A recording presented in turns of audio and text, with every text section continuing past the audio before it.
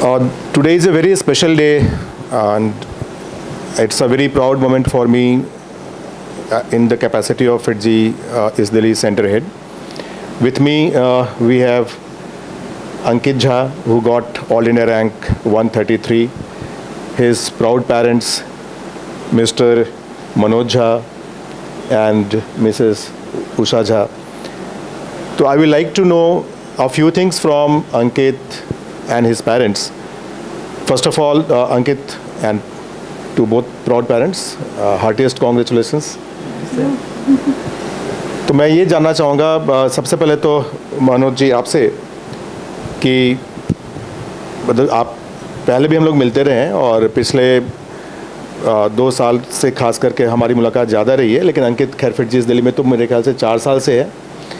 तो इस 4 साल के दरमियान ये जो जर्नी रही है ना, उस जर्नी में आप एज अ पेरेंट जो रोल आपको प्ले करना चाहिए था, उस रोल में आप अपने आप को कहाँ देखते हैं? जी sir, thank you very much. First as a parent अगर मैं देखूं तो ठीक है, मेहनत तो एक्चुअली बच्चे की ही है और बच्चे के साथ साथ टीचर्स की है, बट पेरेंट्स का रोल भी इक्वली इम्पॉर्टेंट है। Equally important in the sense कि पेरेंट्स खुद तो प्रिपरेशन नहीं कर रहे हैं, लेकिन प्रिपरेशन में भागीदार है उनकी भी। जैसे टीचर्स की भागीदारी है, वैसे ही पेरेंट्स की भी भागीदारी है। मैं वो कहूँगा कि अगर स्टूडेंट की फर्स्ट जिम्मेदारी या फर्स्ट एक्टिवनेस है स्टूडेंट की, तो उसके नेक्स्ट टीचर्स हैं और उसके नेक्स्ट पेरेंट्स भी हैं। पेरेंट्स अपने आप को अलग रख के नहीं बोल सकते कि भाई हम प्रिपरेशन नहीं कर रहे, सिर्फ बच्चा प्रिपरेशन कर रहा है। जो मैंने देखा है, जो मैंने बड़े बच्चे में भी ऑब्ज़र्व किया और छोटे बच्चे में भी मैं ऑब्ज़र्व कर रहा हूँ इस चीज़ को, कि IIT की तैयारी, अगर आपका गोल IIT है तो आप सिर्फ ये नहीं बोल सकते कि सिर्फ बच्चा प्रिपेयर कर रहा है। बच्चे के साथ उसके पेरेंट्स भी प्रिपेयर कर रहे हैं और टीचर्स इक्वली प्रिपेयर कर रहे हैं। अगर मैं कहूँ, अगर मुझे मार्क्स देना हो अगर किसी को कि 100 आउट ऑफ किसको कितने मार्क्स दिए जाएँ, तो मैं एक्चुअली 50% तो बच्चे को दूंगा, 30% मिनिमम एज ए 30% मैं टीचर्स को दूंगा और 20% पेरेंट्स का भी उसमें पूरा योगदान रहेगा। बिना इन तीनों कॉम्बिनेशंस के इस IIT जैसे जंबल को क्रैक कर पाना इतना आसान नहीं है जितना आसान शायद किसी बाहर से किसी को लगता हो। मैम, आप क्या कहेंगे on the role of parents as a mother? Mother के लिए थोड़ा ज़्यादा मुश्किल हो सकता है, मतलब बच्चे को लगातार मेहनत करते हुए देखना, फिर लगता होगा कि वो हेल्थ का केयर नहीं कर रहा है। मतलब ऐसी बहुत सारी सिचुएशंस आती होंगी जहाँ पे कि डिसीजन लेना डिफ़िकल्ट होता होगा कि क्या सही है क्या गलत है, तो आप कैसे चीज़ों को बैलेंस करती थी? मुझे मतलब अपने दोनों बेटों का सब कुछ करना बहुत अच्छा लगता था। टाइम से पहले ही सब कुछ रेडी रखना, इसको मतलब अच्छा लगता था, इसीलिए मैं सब कुछ एकदम टाइम से करती थी। बट आप मतलब टीचर्स का, सर लोगों का जो सपोर्ट था वो बेस्ट था, मतलब अमेजिंग था। बाकी तो अंकित मेहनत किया, बहुत मेहनत किया। आप लोगों का सपोर्ट, सर लोगों का सपोर्ट बहुत ही बेस्ट था, जिसके कारण आज अंकित यहाँ तक पहुँच पाया है। अब अंकित से मैं पूछूंगा, सबसे पहले तो अंकित, डिस्पाइट मतलब एवरीथिंग, क्या मन में कोई मलाल है?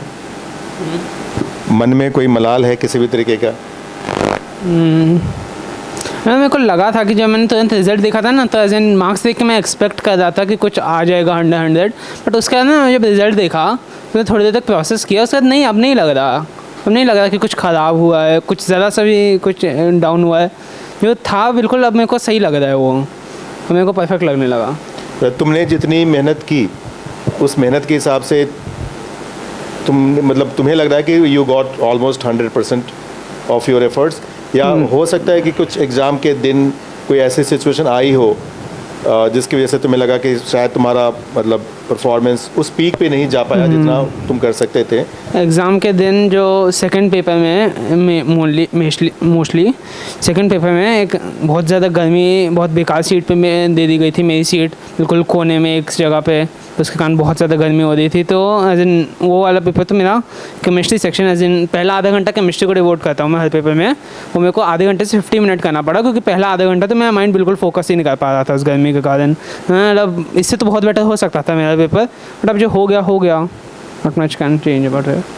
कोई ऐसी सुझाव जो तुम अपने जूनियर स्टूडेंट्स को जो अगले साल देंगे, बाद में जो देने वाले हैं, उनके लिए तुम्हारे तरफ से कोई खास सुझाव? मेन सबसे और सबसे ज़्यादा especially जो इम्पोर्टेंट FITG इस दिल्ली में जो बच्चे पढ़ रहे हैं उनके लिए सबसे इम्पोर्टेंट सुझाव है कि जो भी आपको टीचर गाइड कर रहा है, जो भी टीचर अपना स्टेप फॉरवर्ड लेके गाइड करने की ट्राई कर रहा है, आपको उसकी बात मान लो। उसको ज़्यादा आता है, आपसे बहुत ही ज़्यादा आता है, उसकी बात मान लो। That will be very beneficial. मेरे को भी इनफैक्ट सर ने बोला था कि कहते हैं एक हफ्ते 2 हफ्ते पहले कि गर्मी भी हो सकती है सेंटर पे, उसका भी तैयारी रखना। मेरे को इनफैक्ट ये डर लगने लगा था कि कहते हैं ज़्यादा ठंडी होएगी तो उस तरीके के मौसम में मेरे को पेपर देने में दिक्कत हो गई, तो बट सर ने उसके लिए भी पहले से वार्न करके रखा हुआ था। सर लोगों को बिल्कुल ही extreme like all encompassing knowledge है सर लोगों के पास जेईई एग्ज़ाम से रिलेटेड, तो उनकी बिल्कुल स्टेप टू स्टेप जिस तरीके से वो बोले ब्लाइंडली फॉलो करना है। चाहे थोड़ा सा गड़बड़ लगता है, ऐसी बात नहीं है कि गड़बड़ नहीं लगता, नहीं समझ में आता कि सर क्या कराने की ट्राई कर रहे हैं, बट वो सही होता है। सर लोगों का एक बहुत बड़ा सा प्लान होता है, उसका पार्ट होता है, वो बिल्कुल परफेक्ट होता है प्लान। अगर कोई फॉलो कर ले तो बहुत ही वंडर्स कर सकता है वो। आई थिंक मैम कुछ करना चाहिए। मतलब सर लोग जो भी मेंटर हैं आपके बच्चों के लिए है, जो भी हैं सर जो बोल रहे हैं उनको ब्लाइंडली फॉलो करो। अंकित के केस में मैंने ये देखा है, अंकित ने फॉलो किया और बेस्ट किया। आज उसका रैंक 133 आया, बट मुझे कोई वो नहीं है जो, क्योंकि इस इतने दिन के प्रैक्टिस में इतना नॉलेज हो चुका है जो ये सिर्फ एक रैंक मैटर नहीं करता। उसके पास रैंक और अच्छा हो सकता था, बट कोई बात नहीं, नॉलेज बहुत है। सर लोगों ने इतना अच्छे से सर गाइड किए, इतना अच्छे से सपोर्ट किए, जो सबको फॉलो करना चाहिए, हर स्टूडेंट को फॉलो करना चाहिए। देन आपके प्रिपरेशन के एंड में ये चीज़ आपके माइंड में नहीं अटकनी चाहिए कि मैं कुछ कर सकता था, मैंने किया नहीं, सर ने बोला था ये कर लेने को, मैंने फॉलो नहीं किया। ये चीज़ माइंड में नहीं रहनी चाहिए एंड ऑफ द डे। मैं एंड ऑफ द डे जब रिज़ल्ट आया बिल्कुल खुश रहना चाहिए आप कि हाँ मैंने बिल्कुल अपना परफेक्ट दिया, अब आ गया जो रिज़ल्ट आया। मैं कुछ ऐड करूंगा इसके अंदर। आजकल की जो सिचुएशन है, इस सिचुएशन में हम देखेंगे कि इन्फॉर्मेशन का फ़्लो बहुत ज़्यादा है, चारों तरफ से फ़्लो ज़्यादा है। हम जब पढ़ाई करते थे हमारे पास सिर्फ बुक्स हुआ करती थी, हमने एक बुक्स देख ली, ज़्यादा से ज़्यादा अफोर्ड भी नहीं कर पाते थे कि 2 या 3 बुक्स लेके उसको रेफ़र कर सकें। एक बुक पढ़ ली, किसी लाइब्रेरी में चले गए तो सेकंड बुक भी रेफ़र कर ली। पर आजकल का जो ज़माना है, इंटरनेट के ज़माने में रिसोर्सेज का कोई अंत नहीं है, भंडार है रिसोर्सेज, ठीक है। लेकिन अगर आप मल्टीपल रिसोर्सेज से अपनी तरफ से एफर्ट लगा के ये रिसोर्स नेक्स्ट कुछ दिनों के बाद लग रहा है कि नेक्स्ट ये रिसोर्स अच्छा है, यहाँ से ले लेते हैं। किसी फ्रेंड ने कह दिया कि मैं यहाँ पढ़ता हूँ, वहाँ का रिसोर्स बहुत अच्छा है, वहाँ के रिसोर्स को फॉलो करने लग गए, या कोई और भी टीचर्स ने कुछ और कुछ बात बोल दी, उसके लिए फॉलो करने लगे। इसमें आदमी के भटकने का, बच्चे के स्पेशली भटकने के चांसेस बहुत ज़्यादा है। तो अगर आपको फोकस रखना है, अगर आपको जेईई क्रैक करना है, अगर आपको एडवांस क्रैक करना है, तो आप एक सोर्स लेके, एक मेंटरशिप लेके, एक डायरेक्शन फॉलो करते हैं, तभी ये चीज़ सक्सेस हो सकती है। वरना सक्सेस हो सकती है, लेकिन आप जिस सक्सेस पॉइंट तक पहुंच सकते थे शायद उससे आप पीछे रह जाएं। और any thought about which IIT or which branch, any interest, any such thing you have decided? अभी तक तो मेरे पास मेन चीज़ IIT दिल्ली ही आ रहा है। IIT दिल्ली में कहते हैं या तो CSE मिल जाता तो CSE बेस्ट रहेगा, या फिर मैथमेटिक्स एंड कंप्यूटिंग। ठीक है। और any thing that you like to say for your FITG teachers especially? ये तो तुमने बोला कि ठीक है, मतलब सारी चीज़ें फॉलो करनी चाहिए, करनी चाहिए। मैंने जैसे कि अपने उसमें टेस्टिमोनियल में भी यही सेम चीज़ लिखी थी कि कहते हैं FITG के टीचर्स जो है बिल्कुल ही परफेक्ट उन लोगों का नॉलेज है, उन लोगों का ऑल इनकम्पासिंग वो है। फिर जितना जेईई के बारे में जानने की ज़रूरत है ना, उनको सब पता है। उनको पता है कि कोई बच्चा कितना कर सकता है, कितना क्या है, बस स्टेप बाय स्टेप उनकी बातें फॉलो करनी होती है। Thank you.